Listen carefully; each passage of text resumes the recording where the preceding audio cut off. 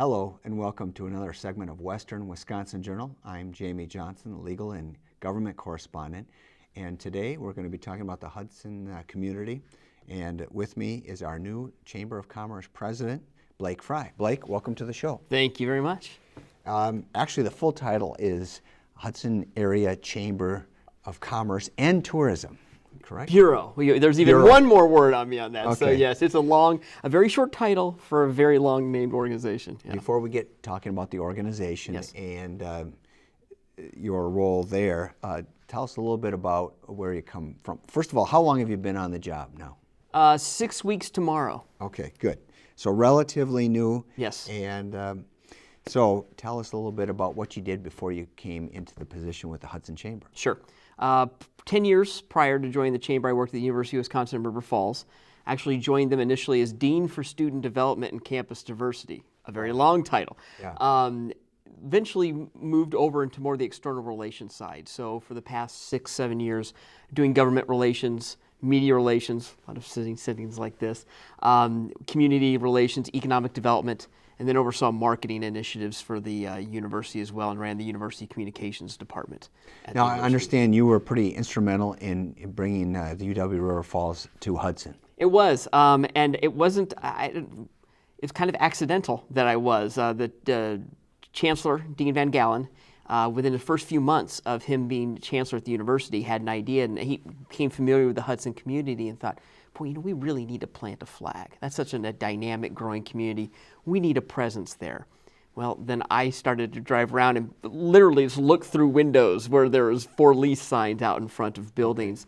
And through that, then we started to look at census data, saw that there was a large number of working age adults in Hudson that had some college credits but no degree of any kind. Decided, okay, adult degree completion programs, let's start offering that, and got a better idea of what we wanted to do. So he announced at his inauguration in April that we would start teaching classes in the fall. Wow. So that gave us until August to identify plenty of time. Oh yeah, identify a location, do the build out, worked with all the state regulations and everything else that we encountered along the way, and we were able to make it happen. David Robson and Greystone Commercial were huge in helping us do that. Okay. He actually started the build out long before the state ever signed the lease. As a matter of fact, the state signed the lease on the first day of classes. Wow. So he was on good faith, and it's just been a great relationship. And that campus has really boomed, and we've added classrooms in there since then. So it's I think a great asset for this community and a great community to be in. All right. So you're no stranger to the community then.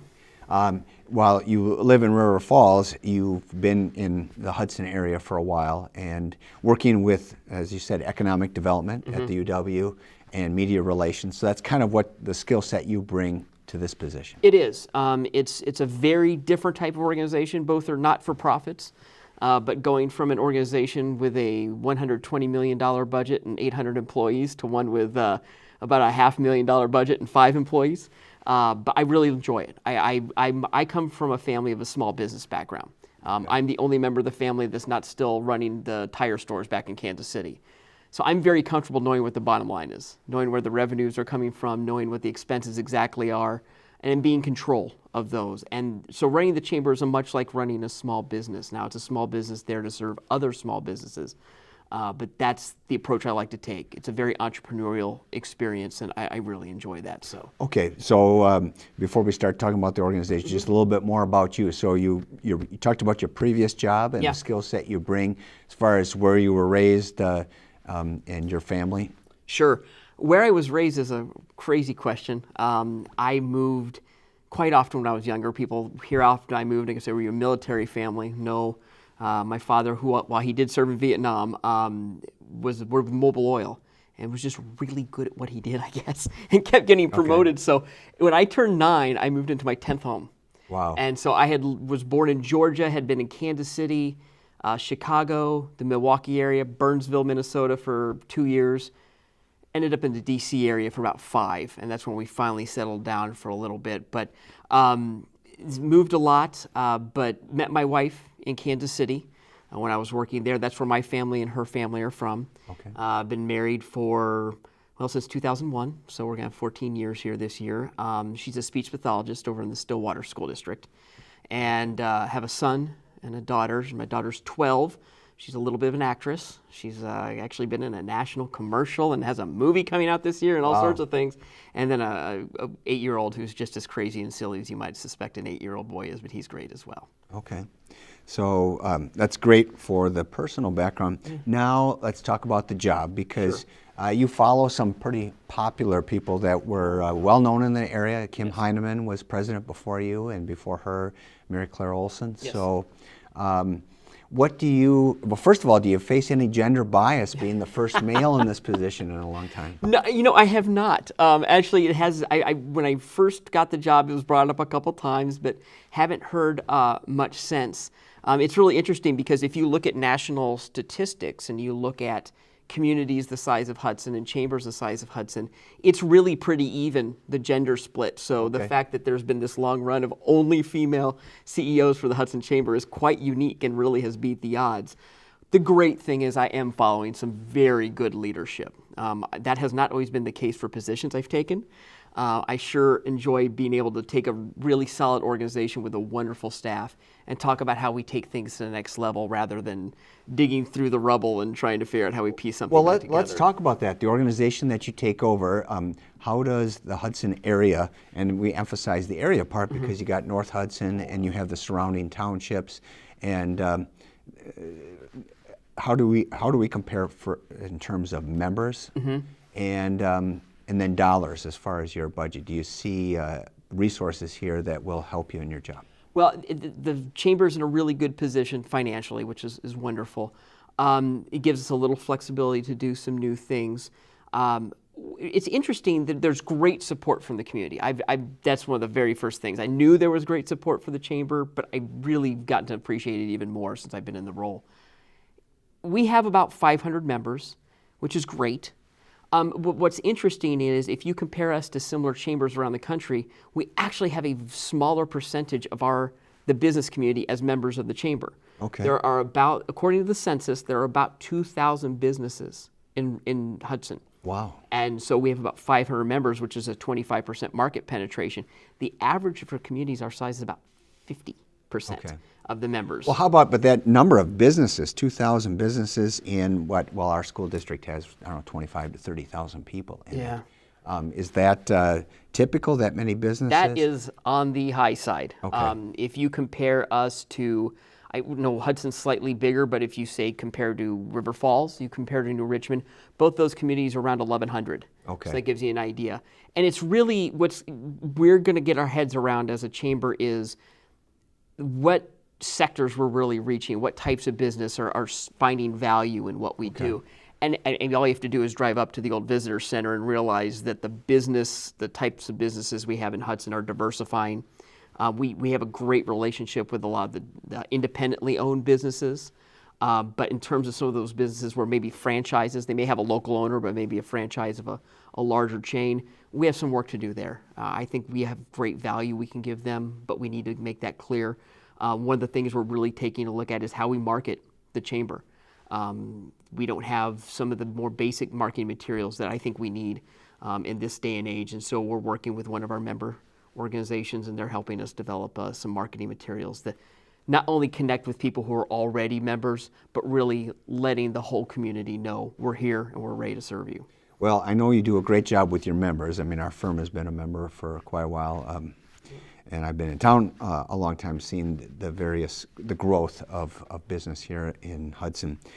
And you do a great job of getting the word out. I mean, I get emails at least 2 to 3 a week, it seems like, from the chamber. So when you are a member, you offer a lot of help in whatever that might be. And so we do well with retention of members. We have some long-standing members who appreciate what we do, but it's making sure that those who have never had a touch point with us understand what the value is, and we need to do a better job of that. We will be doing that. So. What are some examples of what, now the commerce side, we'll talk about tourism in a second, but what does the chamber do for your business members? Sure. What would be examples? Well, I think one of the great things that has happened is a lot of networking opportunities, a lot of peer-to-peer networking, connecting business leads, exchanging those.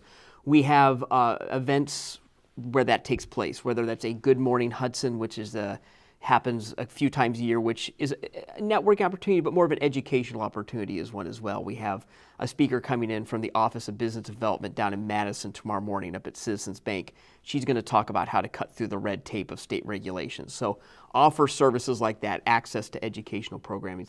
More just purely networking opportunities like our Simply Social programs, which some take place in the morning, some take place in the evening. But that's just a chance for people to exchange business cards, talk about how can we Some of work those have been together. wildly popular, though. It depends on the timing of the year. I mean, Yes. when it's nice outside, people like to be outside, but I remember one this winter that it was kind of standing room only, and I think it was Kim's last Well, one. that one was unusual. That was about Kim. I mean, there was a lot of people who liked that program, but I think the intent of that one was really people wanting to take the time to Right. thank Kim for everything she's done, and deservingly so. But I will say the first one where I was introduced as the new chamber, not that I was drawing people in quite yet, but it was very well attended. It was at Stone Tap, and it was kind of standing room only as well. And we had one since then at Family Fresh, and in the morning. Okay. Different group of people, Right. but still a So you huge try to hit crowd. different times of the day. Exactly. And days of the week, I know, have alternated as well. So a social as well as educational. What other functions? Then we have committees that deal specifically with certain parts of town.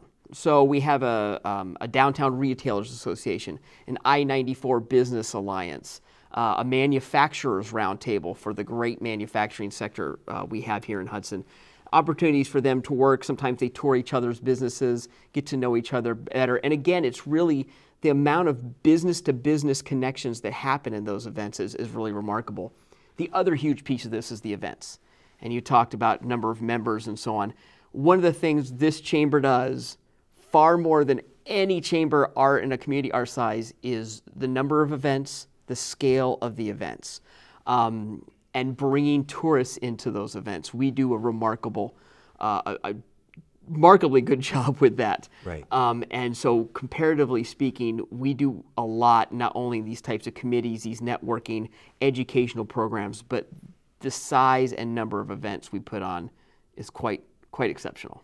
And some of them where the chamber is out in front leading the way, and then there's others where you're working in partnership with other organizations. Exactly. So the big four for the chamber are the golf tournament, early bird registration deadline June 8th. I was just going to say, well, our firm has a foursome. We're signed up. Excellent, And that's going to excellent. be where? June 22nd to White Eagle is where that's going to be. And it kind of starts at noon with a lunch and the whole thing. Right. And registration really starts at 11 and then really kicks off at that point. The Spirit of the St. Croix Art Festival, which takes place in September, which is our biggest event. And I would say we're in a rivalry with Stillwater, who has the biggest art festival in the St. Croix Valley. We love Stillwater, work well with them. But ours is exceptional because the FIPS juries the artists that come in. So we have the best of the best coming in and showing their work at that festival, and then some great music acts as well. We have the Christmas Tour of Homes, which is in November. It's the opening weekend for hunting season. So it's a chance for people who are not hunters to really have a celebration, and that's a lot of fun. And then we have the Spring Showcase, which is another opportunity for businesses to let the community know that they're aware. Those are the ones we run, but you mentioned, we affiliated, we're behind the scenes. So we're supportive of like the Yellowstone Trail. We have the Hot Air Fair. Those may not necessarily be chamber-specific events anymore, but we still are in the background. The Girls' Night Outs that the Hudson Independent Business Association puts on, we handle the finances, we take care of that, and then we, again, love marketing those events because it helps bring people to this community. And that's the tourism side. And Yes. so that would include booster days, which... Well, very much so, yeah. That's maybe the biggest of all. Don't Right. leave that one off. That's big. The Booster Days does bring in some tourists. Really, a lot of those tourism-specific dollars that we get off of hotel room tax, we're focusing heavily on getting people who are going to spend the night. If we're asked, where do you advertise Hudson on tourism? We do some in the metro, but we hit heavily further out in the Midwest. We spend a lot of dollars in the Milwaukee area. We spend further out in Minnesota. We want those people who it's not just a day trip. Those are wonderful, but if they can spend the night, eat at a restaurant, eat at breakfast next morning, whatever it is, that's where we really start to see the multiplier for our expenditures. And you also get some benefit of area. I know that last month, when the Somerset had its music concert, you couldn't get a hotel room in Hudson Right. for the whole weekend. It was just packed. Well, think about what's coming up over on the Minnesota side in just the next few years. You have Ryder Cup 2016, Super Bowl 2018, Final Four 2019. We need to make sure that people know that this is as convenient of a lodging destination for those events as a lot of other places on the Minnesota side. And that quite honestly, with things like room tax being lower and some other having the opportunity to enjoy this community, this is a lot better of a lodging option than a lot of things that will be pushed on the other side of the state line. Well, talk about that because you mentioned the budget that you have being about $500,000. How does that break down between the commerce and the business members and what you get off the tourism or room tax? Sure. Our three biggest sources of revenue would be membership. That's number one. Number two is actually the revenue from the events that come in that are put on. And number three is what comes in from the city. Through the room tax, the portion we get. So we right now get 70% of the room tax dollars that are generated in hotels. And then the city has the other 30%, and the city's spending that on the fireworks that happen, on supporting, keeping the cemetery in great shape. So when those tours take place this weekend, it's a great experience for everybody. They break that up between a lot of different expenditures.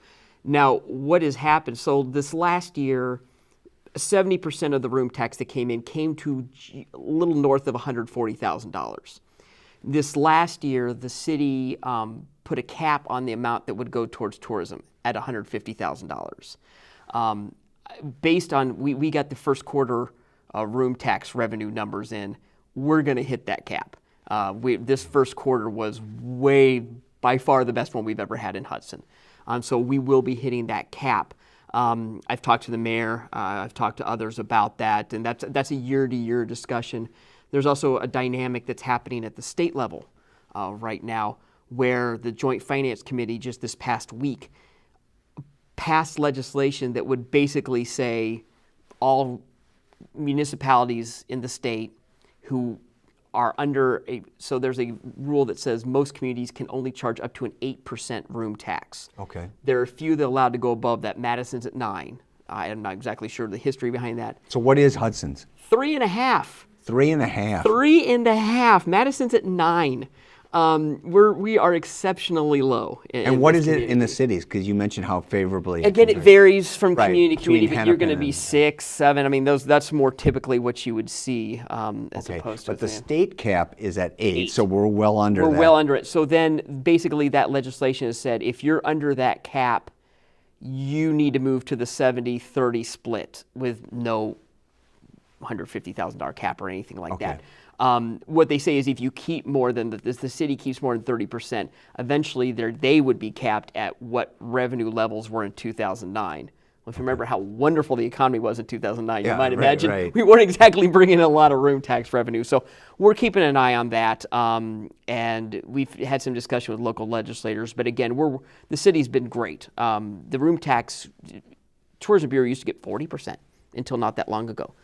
So there's been efforts to raise it up to 70%, and the city leaders, whether it's been Dean Knudsen or Mayor Burchell, have been very supportive So of tourism. the state's saying if you're under the 8% cap, you need to be in that 70-30 range. yeah. And then the alternative is if you want to get more revenue off of that, just raise the percentage, I suppose. Exactly. And that's up to the individual city. It is up to the individual city. And then you get into that whole supply and demand. I mean, would people be deterred from coming if you raised it to 4% or whatever? I would contend no. I don't know how many people even actually pay attention when they're booking a room to that. It is a selling point, but it's not probably the best marketing tool we have to get people in a room. So I'm sure there'll be discussions as time goes along. I know Hudson as a community is very particular about what taxes get raised and which ones Right. don't get raised. But I do think we're exceptionally low, and I think there's great things that could happen if that were to be raised above the 3.5%. Right, but it's again, kind of looking at your neighbors and where they're at and so forth. Exactly, yeah. All right, so you covered kind of how the organization shapes up now. Where do you see it going, and what do you want to do a year from now or 2 years from now? Well, I think some of the real basic, I have some lovely grand ideas I'd like to do, but there are some basic things that we need to do first. And one of the very first things we're doing is implementing a new database software program. Don't change the channel. Don't change that one. It's actually going to be great because what it's going to do in the background is then feed information to our new website, which we'll have up by the beginning of the summer. Okay. The website is going to provide a lot more information and functionality for our members. So our members right now, they have a listing and they get 10 to 15 words to describe their business. What they're going to be able to do now is our members will be able to go in and basically create their own mini website on our website, promoting their business, linking back to their business. More interactive. A lot more interactive. Post job vacancies. Okay. I mean, we have gone in the last few years as a state, as a region, from we need to create jobs to, oh, we have the jobs, where are the people who can fill these jobs? And talent traction is a big issue for Hudson right now. So we need to get the word out promoting that we have jobs here, exactly. and that'll bring more people to the community. And so our members will be able to go and post their vacancies. We will have a great job board that everybody will be able to view because think about the manufacturing sector. If you drive up by around Fleet Farm and all the businesses there, who knows what's going on? You can see the sign, but you don't know exactly what's going on. I had the opportunity to tour Viking Electronics recently, and I write about this in our newsletter. It's about to come out. What an amazing business that is. If you drove by, not a very exciting building necessarily on the outside, but what's happening inside is amazing. It's global. They're exporting their product. I'm sure there's great job opportunities that happen there, but how do they get the word out? Unless you know Viking Electronics specifically and you're looking for that, how do you do that? I think we'll be able to provide that service to people. Our businesses will be able to provide specials online. They'll be able to post their own deals so people can go there as kind of a one-stop shop for where can I find great member deals at the chamber. And so a lot of that functionality, and it will just have a nicer, more modern look as well. Great. So that sounds like good progress. Yeah. Well, is there anything else that you wanted to touch upon? Because I think we've covered, I guess there was one other thing. I remember I was going to ask you about politics and lobbying, because I know that the National Chamber of Commerce does a fair amount of that at the federal level, and then at our state level we have Wisconsin Manufacturers and Commerce. Is there an affiliation to our local Chamber of Commerce, and how much of that is done? And do you look to increase that, or So there is a Wisconsin Chamber of Commerce Executives is an association, and it's affiliated with the WMC. We try to be careful though, because there are issues that come out, and there are ones where we think this is going to be best for business in Hudson, or best for all our members. I mean, we call ourselves a unified voice of business, but the reality is we represent a lot of nonprofit organizations. We have an educational sector that's really strong members of our chamber. So we have to balance that. Is this worth our time? Is this in the best interest of everybody?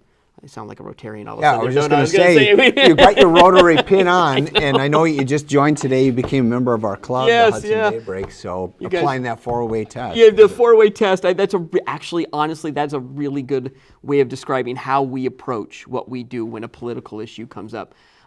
Again, there are going to be those, again, with this room tax legislation, we have had conversations with Senator Harsdorf, with Representative Knutson about that, not because necessarily we want the chamber to have more money, but we see an opportunity, and we see a way that this will help us really grow tourism. And this is important. We have 2 new hotels coming in town. We need heads and beds, and we need to be able to promote that and serve those lodging. When are those new hotels to be online? That's a good question. I don't think there's a real timeline right now. If you ask, hopefully before the Ryder Cup, or may not be before that, but at least better be before the Super Bowl. Yeah, I know there's still some approval steps that have to go through the city. As I've had conversations, Denny has made it clear, like, well, we still aren't necessarily approved for sure, but there's some. I'm sure that's going to be happening and moving forward, and there's real excitement about those properties. Okay. So no real timeline yet. Yeah, all right. But we need to be able to help support them and do that. So we move forward on that type of legislation. But I'm going to have to play that by ear. I mean, it's whether, again, I received an email from the U.S. Chamber of Commerce wanting us to take a stance on an EPA issue that just came out in terms of water. restrictions. You have to think about that. Well, may that be helpful for some businesses, but we sit on a protected waterway, and that's one of our great selling points, Right. is that we sit on this beautiful river. Do I want to jump in the middle of this battle? Probably not at this time. So you have to weigh the, obviously, as everybody does, the pros and cons. And is this really, are we willing to stake the reputation of the chamber and risk, having one side not view us favorably for a while? Is that really worth the time? You mentioned the river. Is there any plans to get another, you had talked about the 4 major events, to get an event? I know it has to be tried first before it becomes a major event. But Yeah. anything on the water do you see? Okay, well, this is interesting. So when I was interviewing for the position, I kept bringing up this idea of having a St. Croix Beer and Food Festival, celebrating not only the great restaurants, but the craft brewers that we have here in Hudson, Stillwater, River Falls, bringing them all together. New river crossings done, up in the Holton area, have a wonderful festival. So I'm seeing in my first Rotary meetings, and all of a sudden, the Rotarians are talking about something that sounds a lot similar, and I know Right. some have gone down to Lakeville to take a look at their event. Yeah, I would love to have something like that. The good news is the Department of Tourism has some GEM grants available that can provide a lot of seed money to get events like that up and running. Great. I just had a conversation with the Department of Tourism, and they used to say, there's a dollar cap on how much we're going to give you, or we're going to focus on Madison, Milwaukee, and Green Bay. The priority now is what's the return on investment? Right. What are we going to get out? What is the state going to get tourism dollars out of it? And I would contend they would get a ton out of an event like that. So work with Rotary. Again, it's a matter of we'll probably have to, what is it we stop doing? Yeah. Because I think the staff is at capacity right now. That could take your focus away from something else. Yeah. But the clear part is trying to leverage those partnerships. Yeah. Because when you improve the quality of life, whether it's a for-profit or a not-for-profit or a service organization, either way, it makes this a desirable community to be in. Oh, it's just spectacular. I mean, I often tell the story that Hudson's the reason I moved up here. I mean, I worked at the university and I lived in River Falls for 10 years, but I moved here because of Hudson. I came up and I interviewed, and it was during the summer, so of course it was beautiful. And I came into the airport and was almost late to meet the person I was interviewing with. I stayed at what was then the Country Inn and Suites in River Falls, but the Wakota Bridge was still under construction. yeah. I hit that traffic. So I got into River Falls, changed clothes quickly, went to dinner at the Copper Kettle in River Falls. Okay. Next morning, went to Perkins in River Falls, sat through a full day of interviews and went, okay. And then the woman who was the faculty senate chair at the time, who was a resident of Hudson, brought me to Hudson for dinner. It Right. took me to what is now Pier 500 for dinner. Okay. It was Sunsets, I think Yeah, it might have been called yeah. at the time. And I went, oh, this is why you live here. This is why people, Right. and just absolutely fell in love with the community. And tried a couple times, actually moved to Hudson. When we first moved up here, it was 2005. And it was the peak of the housing bubble. We still hadn't sold our home in Oklahoma City, and all I could really afford was a fixer-upper in Hudson, and believe me, I'm not a do-it-yourself guy. Yeah. And then we actually had, last year, a lot picked out and a home designed up in Red Cedar Canyon, but we just couldn't sell our home in River Falls in time, and somebody came in and Right. took that property, so yeah. Well, things are heating up again when it They comes to are. the economy. And you mentioned about the quality of life here in Hudson. Recently named the #1 place in Wisconsin to live, right? Yeah, Niche is the group that did that and was looked at towns. They said towns, which up around here we hear we think townships more in Hudson, but it was any community of 100,000 or less. Oh, wow. So And- we're competing with Eau Claire and Exactly. So pretty big Hudson communities. was #1, River Falls was #8. I think New Richmond was top 25. So a lot of great communities. But yes, Hudson was #1. That, and believe me, we have been shouting that. And we at the Chamber, it's about business, it's about tourism, but we have relocation packets as well. When people talk about that they're wanting to move to the community, we provide that information as well. And what a great selling point for us. It's just what we already knew of what a great place this Exactly. was. So Well, Blake, thanks again for being on the show. definitely. And appreciate hearing, and looking forward to the progress we make in these areas that we've talked about. Yeah. Thank you very much. Thank you. And thank you for joining us for another segment of Western Wisconsin Journal. I'm Jamie Johnson, and we'll see you next month with a new edition of Western Wisconsin Journal.